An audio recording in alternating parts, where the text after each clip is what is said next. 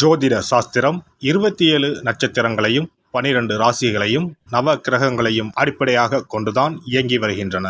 இதில் நவக்கிரகங்கள் ஒவ்வொன்றும் ஒவ்வொரு விதமான குணநலன்கள் கொண்டவை.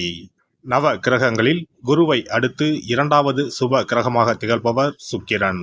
தனகாரகன் குரு பகவான் பணத்தை தருகிறார் என்றால் அந்த பணத்தை சந்தோஷமான வழிகளில் செலவு செய்ய வைப்பவர் சுக்கிரன்.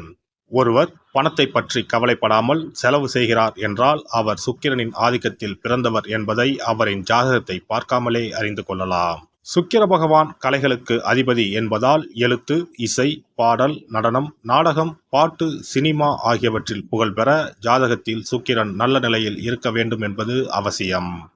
சுக்கிர பகவான் ஜாதகத்தில் எந்த நிலையில் இருந்தாலும் ரிஷபம், துலாம், மிதுனம், கன்னி, மகரம் மற்றும் கும்பம் ஆகிய 6 ராசிக்காரர்களுக்கு துன்பத்தை விளைவிப்பதில்லை. ரிஷபத்திலும் துலாம் ராசியிலும் ஆட்சி பெறும் சுக்கிர பகவான் தனது எதிரியான குருவின் வீடான மீனத்தில் உச்சமடைகிறார். தனது நண்பனான புதனின் வீடான கன்னியில் நீசமடைகிறார். ஜாதகத்தில் சுக்கிரன் வலுவிழந்தால் அவரின் திருமண வாழ்க்கையில் தடைகள் ஏற்படும் வாய்ப்புகள் அதிகம். சுக்கிர பகவான் ஜூலை மாதம் 31ஆம் தேதி சிம்ம ராசிக்கு பயிற்சியாக போகிறார். காதல் கிரகமான சுக்கிர பகவான் நெருப்பு ராசியான சிம்மத்தில் புதனோடு கூட்டணி சேரப்போகிறார். ஜூலை மாதம் 31ஆம் தேதி இந்த சுக்கிர பயிற்சி நடைபெறுகிறது. ஆகஸ்ட் மாதம் 23ஆம் தேதி வரை சிம்மத்தில் சுக்கிர பகவான் சஞ்சரிப்பார். சுக்கிர பகவான் ஜூலை மாதம் இறுதியில் சிம்ம ராசியில் நுழைந்து புதனுடன் இணைய இருப்பதால் லட்சுமி நாராயண ராஜயோகம் உருவாகும். மேலும் ஆகஸ்ட் மாத மத்தியில் சூரியனும் சிம்ம ராசிக்கு வருவதால் சுக்கிராதித்ய ராஜயோகம் உருவாகும். புதன் சுக்கிரனோடு ஆட்சி பெற்ற சூரியனும் இணைவதால் உங்கள் ராசிக்கு என்ன பலன்கள் கிடைக்கப் போகிறது, எதில் எல்லாம் கவனமாக இருக்க வேண்டும் என்று பார்க்கலாம். உங்கள் வாழ்வில் வளமும் நலமும் செல்வ செழிப்பும் பெற்று வாழ்வின் உயரிய நிலையை அடைய எல்லாம் வல்ல எம்பெருமானை வேண்டி விரும்பி கேட்டுக்கொள்கிறேன். ரிஷபராசி அன்பர்களே, உங்களுடைய ராசிக்கு ராசி அதிபதியே 4ஆம் வீட்டில் சென்று அமரப்போகிறார். இது ஒரு அற்புதமான யோகம். நிலம், வீடு தொடர்பாக எந்த காரியத்தை நீங்கள் முன்னெடுத்தாலும் அது வெற்றிகரமாக முடியும். குறிப்பிட்ட சிலருக்கு வங்கிக் கடன் மூலமாக வீடு கட்டுவது அல்லது நிலம் வாங்குவது நல்லபடியாக முடியும். ஆடம்பரமான புதிய வாகனங்களை வாங்கி மகிழ்வீர்கள். வருங்காலத்தில் நடக்கவிருக்கும் ஒரு முக்கியமான நிகழ்வு குறித்து தற்போது திட்டமிடல் நடைபெறும். கேட்ட இடத்தில் கடன் கிடைக்கும். குல தெய்வத்தின் அருள் உண்டு. வீட்டை புதுப்பித்தல், வீட்டிற்கு தேவையான பொருள் வசதிகளை செய்து தரல் போன்றவற்றை செய்வீர்கள். பணவரவு அதிகரிக்கும். குடும்பத்தில் உற்சாகமும் மகிழ்ச்சியும் நிறைந்திருக்கும். அரசாங்க காரியங்கள் அனுகூலமாக முடியும். தந்தை வழி உறவினர்களின் வருகை மகிழ்ச்சியுடன் ஆதாயத்தையும் உண்டாக்கும். சிலருக்கு குலதெய்வ பிரார்த்தனைகள் நிறைவேற்றும் வாய்ப்பு ஏற்படும். வழக்குகளில் இருந்த பிற்போக்கான நிலை மாறி முன்னேற்றம் உண்டாகும். கணவன் மனைவிக்கு இடையே ஏற்பட்டிருந்த கருத்து வேறுபாடுகள் மறைந்து அந்யோன்யம் அதிகரிக்கும். சிலருக்கு எதிர்பாராத பணவரவுக்கும் ஆடை ஆபரணங்களின் சேர்க்கைக்கும் வாய்ப்பு உண்டு. எதிரிகளால் ஏற்பட்ட இடையூறுகள் நீங்கும். தந்தையிடம் எதிர்பார்த்த உதவிகள் கிடைக்கும். மற்றவர்களுடன் பேசும்போது வீண் மன வருத்தம் ஏற்பட வாய்ப்புள்ளதால் பேச்சில் நிதானம் தேவை. வாகனத்தில் செல்லும் போது கூடுதல் கவனம் தேவை. இரவு நேரங்களில் பயணம் செய்வதை தவிர்க்கவும். வெளிநாட்டிலிருந்து எதிர்பார்த்த நல்ல செய்தி கிடைப்பதற்கு வாய்ப்பு உண்டு. அலுவலகத்தில் உற்சாகமான சூழ்நிலையே காணப்படும். சக ஊழியர்கள் உங்களிடம் ஆலோசனை கேட்டு செயல்படுவார்கள். அதிகாரிகள் அனுசரணையாக இருப்பார்கள். சிலருக்கு எதிர்பாராத பதவி உயர்வுக்கும் ஊதிய உயர்வுக்கும் வாய்ப்பு உண்டு. தொழில் வியாபாரம் நன்றாகவே இருக்கும். விற்பனையும் லாபமும் அதிகரிக்கும். வியாபாரத்தை விரிவுபடுத்த நினைப்பவர்கள் அதற்கான முயற்சிகளில் ஈடுபடலாம். பங்குதாரர்களிடம் எதிர்பார்த்த உதவிகள் கிடைக்கும். பணியாளர்களின் ஒத்துழைப்பு நன்றாக இருக்கும். அரசாங்க வகையில் அனுகூலமான பலன்கள் ஏற்படும். பெண்களை பொறுத்தவரை கணவரின் அன்பும் அரவணைப்பும் கிடைக்கும். புகுந்த வீட்டில் உங்கள் செல்வாக்கு அதிகரிக்கும். அலுவலகம் செல்லும் பெண்களுக்கு பணிச்சுமை குறைவதால் உற்சாகமாக இருப்பீர்கள்.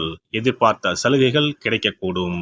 சுக்கிர பகவானின் அருளை பெற கும்பகோணம் அருகே இருக்கும் சுக்கிரனுக்கு உரிய ஸ்தலமான கஞ்சனூர் சென்று வழிபட்டால் சிறப்பான பலன்களை பெறலாம். சென்னையில் இருப்பவர்கள் மாங்காட்டில் இருக்கும் வெள்ளீஸ்வரர் கோவிலுக்கோ மயிலாப்பூரில் இருக்கும் வெள்ளீஸ்வரர் கோவிலுக்கோ சென்று வழிபட்டால் சிறப்பான பலன்களை பெறலாம். இனி சுக்கிர பகவானின் அருளை முழுமையாக பெற வெள்ளிக்கிழமையில் செய்ய வேண்டிய வழிபாடு என்ன என்பதனை பற்றி காண்போம். வெள்ளிக்கிழமை என்பது தெய்வ வழிபாட்டிற்கு உரிய நாளாகும். அதிலும் குறிப்பாக மகாலட்சுமியை வழிபடுவதற்கு சிறப்பான கிழமையாக கருதப்படுகிறது. நமக்கு செல்வத்தை வாரி வழங்கக்கூடிய மகாலட்சுமி தேவியும் குபேரனும் நம்முடைய பூர்வ ஜென்ம கர்ம வினைக்கு ஏற்ப பலாபலன்களை கொடுக்கிறார்கள்.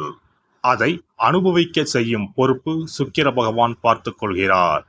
ஒருவர் செல்வந்தராக இருப்பதற்கு ஜாதகத்தில் சுக்கிரன் அருள் கட்டாயம் இருக்க வேண்டும். சுக்கிரனுடைய அருள் பெற வெள்ளிக்கிழமையில் சுக்கிரஹோரை வரும் நேரத்தில் இவ்வாறு வழிபாடு செய்தால் சுபபோக வாழ்க்கையை அனுபவிக்க முடியும். ஒருவருடைய ஜாதகத்தில் சுக்கிரன் நீச்சம் பெற்றால் உடல் ரீதியான ஆரோக்கிய ரீதியான பாதிப்புகள் ஏற்படும். சொத்து சுகங்கள் எவ்வளவு இருந்தாலும் அதை முழுமையாக அனுபவிக்க முடியாமல் செய்துவிடும். பெரிய பெரிய பணக்காரர்களை எடுத்துக்கொண்டால் அவர்களிடம் எவ்வளவு காசு கொட்டி கிடந்தாலும் சுக்கிர தசை இல்லை என்றால் அவ்வளவு பணமும் வீண் விரயமாகத்தான் போகும்.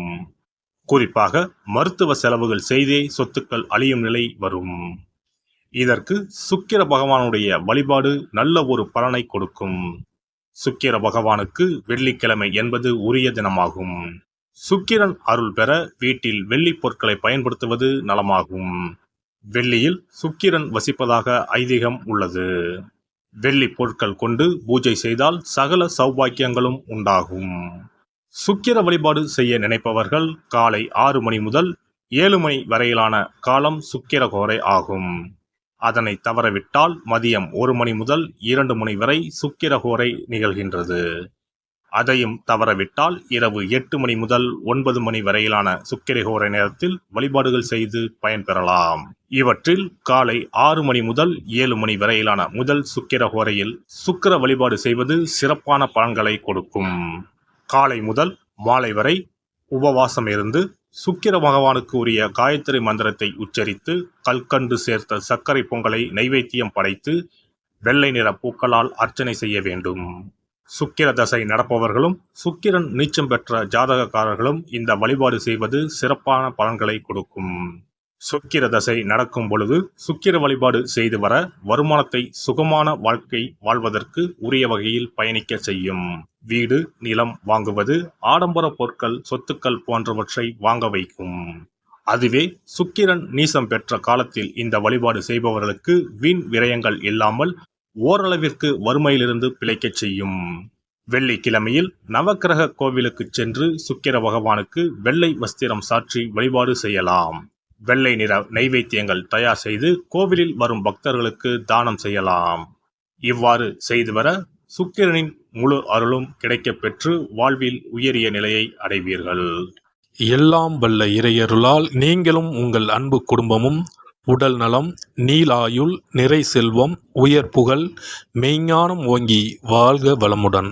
இந்த வீடியோ பதிவு உங்களுக்கு பிடித்திருந்தால் லைக் பண்ணுங்க, கமெண்ட் பண்ணுங்க, ஷேர் பண்ணுங்க, மறக்காம சப்ஸ்கிரைப் பண்ணுங்க, பக்கத்துல இருக்கிற பெல் பட்டனை கிளிக் பண்ணுங்க. நன்றி, வணக்கம். ஓம் நமச்சிவாய, சிவாய நம.